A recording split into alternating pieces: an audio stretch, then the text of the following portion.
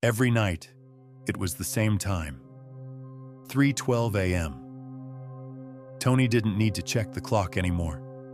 His body already knew. He would wake up suddenly, not from a dream, but from something else. Something pulling him out of sleep. The room would be still, the curtains barely moving, the air heavy, and then he would hear it. Breathing, slow, deep, patient, from beneath his bed. At first he thought it was the house settling, old wood shifting, pipes adjusting. But houses don't breathe, and houses don't whisper your name. Tony. The first time it said it, he told himself he imagined it. The second time he didn't move.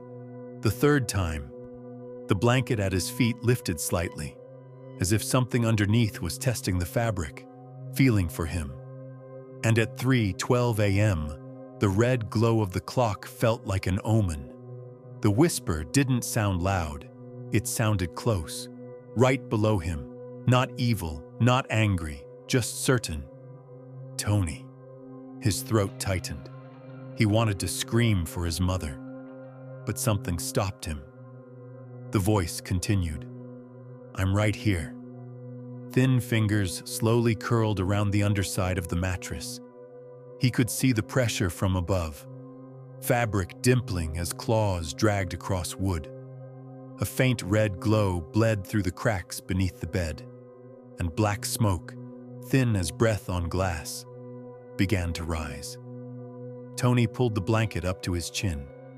He told himself if he didn't look, it couldn't see him, but it was already looking. On the fourth night, Tony made a mistake. He looked. He slowly lowered himself over the side of the mattress and let his eyes adjust to the darkness. But it wasn't darkness. It was depth. The floor wasn't there anymore.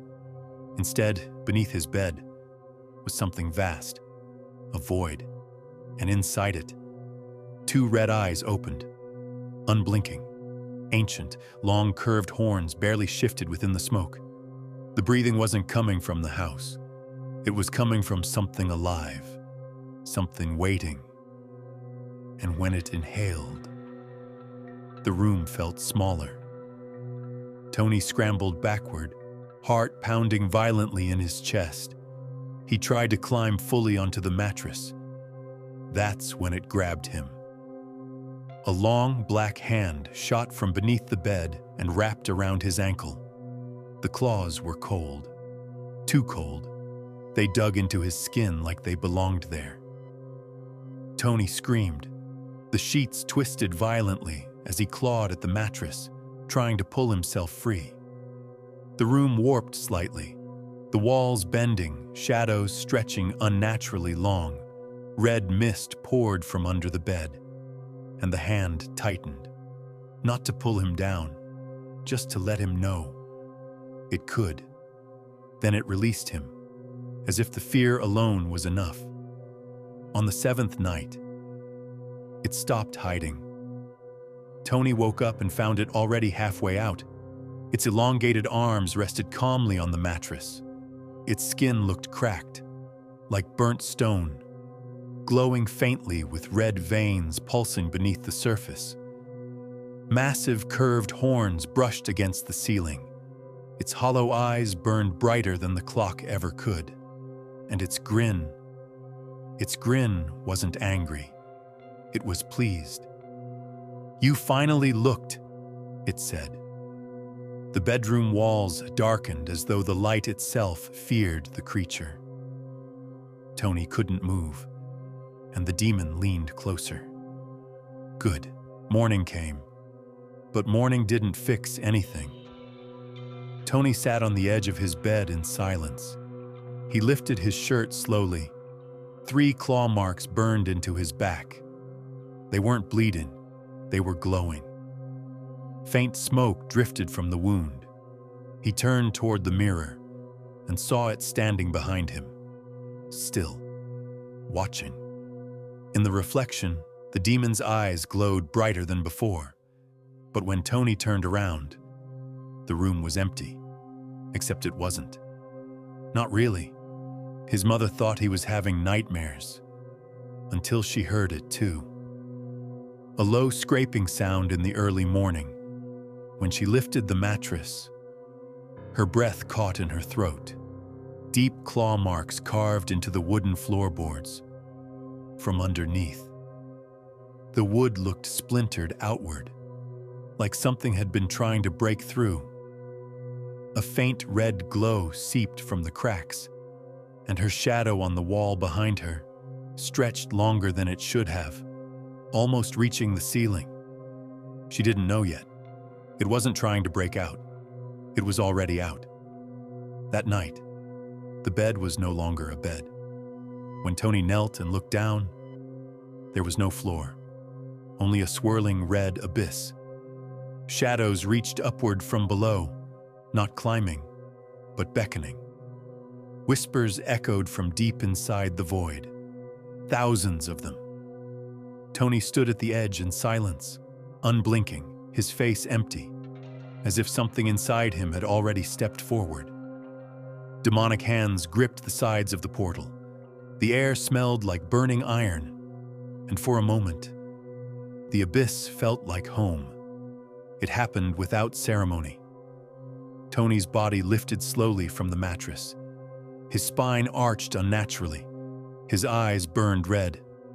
Black smoke wrapped around him like living tendrils. Behind him, the demon's massive silhouette formed fully, merging, folding inward, dissolving into his small frame. The windows cracked. Books flew from shelves. The house shook violently, and then silence. Tony fell gently back onto the bed, his breathing steady, his eyes no longer red, just empty. He stood in the doorway that night, still, unmoving. His mother didn't notice at first.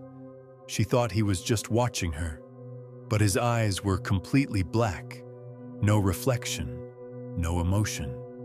And behind him, his shadow did not match his shape. The horns were visible in the darkness, the massive silhouette looming behind the small boy. A faint red glow pulsed beneath his skin, and when he finally smiled, it wasn't Tony smiling. His mother slept peacefully. She thought the nightmares had stopped, but the house felt heavier. The air felt thick. From beneath her own bed, a clawed hand emerged slowly. Red eyes opened in the darkness below. Smoke drifted across the floor. The curtains moved through the windows were closed. And just before dawn, the whisper returned. But this time, it didn't say Tony's name. It said hers. Beneath every bed, there is space. But beneath some beds, there is more. Far below the house, below the street, below the world, there's a dimension made of waiting. Rows of beds stretch endlessly into darkness. Under each one, a demon, watching, breathing, learning the names of children above them. Tony stands far away in the red abyss, small, still, unmoving. The towering horned demon walks slowly between the rows, patient, because there are always more children. And every night, at 3:12 a.m., someone else hears breathing under their bed. Fade to black.